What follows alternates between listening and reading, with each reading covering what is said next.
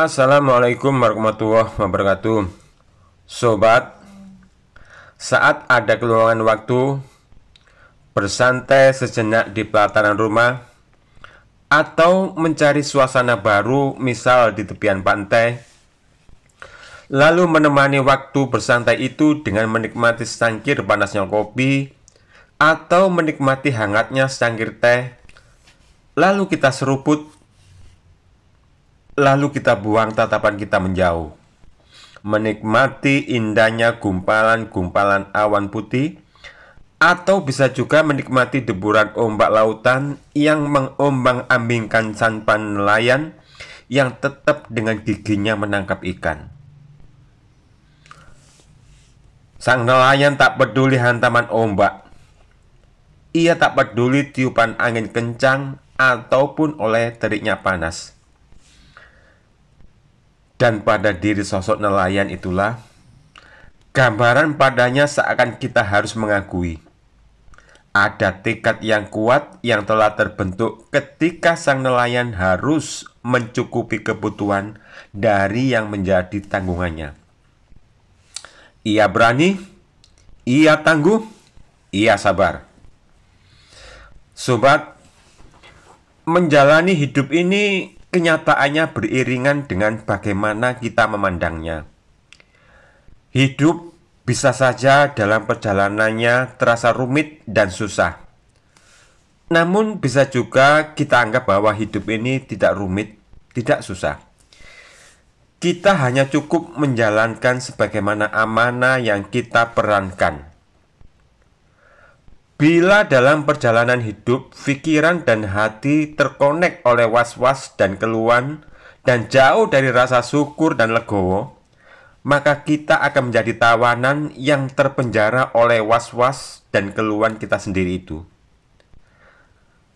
Tapi, bila kita menjalani hidup ini dengan legowo dan rasa syukur, maka rasa nyaman, rasa enjoy akan dengan sendirinya datang, dan ini sejalan dengan firman Allah Azza wa Jalla dalam hadis qudsi. Allah Azza wa Jalla berfirman, "Aku sesuai prasangka hambaku kepadaku, dan aku akan bersamanya selama ia mengingatku. Jika ia mengingatku dalam dirinya, maka aku akan mengingatnya dalam diriku. Jika ia mengingatku dalam sekumpulan orang, maka aku akan mengingatnya dalam sekumpulan yang lebih baik dan lebih bagus darinya. Jika ia mendekat kepadaku satu jengkal, maka aku akan mendekati kepadanya satu hasta. Jika ia mendekati kepadaku satu hasta, maka aku akan mendekati kepadanya satu depah.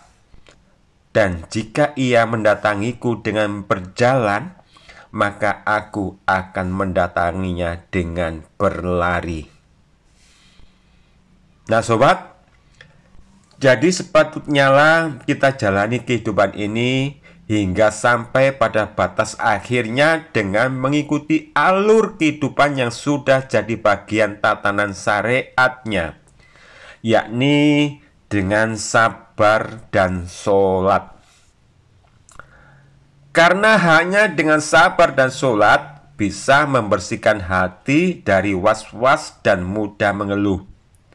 Sabar dan sholat bisa mengikis hati dari bercak-bercak kebencian dan kedengkian. Bahkan sabar dan sholat bisa membimbing diri kita menempatkan sesuatu pada tempatnya, yang diantaranya membenci dan mencintai tidaklah tertanam di hati kita kecuali karena Allah Azza wa Jalla. Karenanya sobat, janganlah kita menjadi orang yang diharapkan kepergiannya hanya karena mereka bisa merasa nyaman dengan ketiadaan kita. Atau janganlah kita menjadi orang yang ketika kita pergi, tidak diharapkan lagi kepulangannya dan tidak dirindukan kehadirannya, hanya karena kenyamanan mereka saat ketiadaan kita tidak ingin berubah jadi keresahan saat kembalinya kita. Sebab bila demikian yang dirasakan oleh mereka, berarti nilai diri kita tak lebih baik dari tumpuan sampah. Maka marilah memperbanyak introspeksi diri, muhasabah. Sadarlah bahwa apa yang kita sangkakan baik atas diri kita bisa jadi sebenarnya adalah fakta dari keburukan yang telah disaksikan oleh banyak orang. Dan kita tetap terus mempertontonkan kerasnya hati kita. Dan kita tetap terus mempertontonkan kerasnya hati kita yang seraya melahirkan keangkuhan dan ketidakjujuran yang pasti melahirkan penyimpangan. Karenanya sobat, mari kita buat diri kita dalam menghadapi kehidupan yang pasti akan pada ujung kematian ini dengan sabar dan sholat. Karena dari awal penciptaan atas diri kita pun Allah Azza wa Jalla telah memberi edukasi kepada segenap hambanya melalui firman-Nya, wasta'inu bis sabri was sholah wa innaha lakabiratun illa alal khosiin. Jadikanlah sabar dan sholat sebagai penolongmu, dan sesungguhnya yang demikian itu sungguh berat kecuali bagi orang-orang yang khusyuk.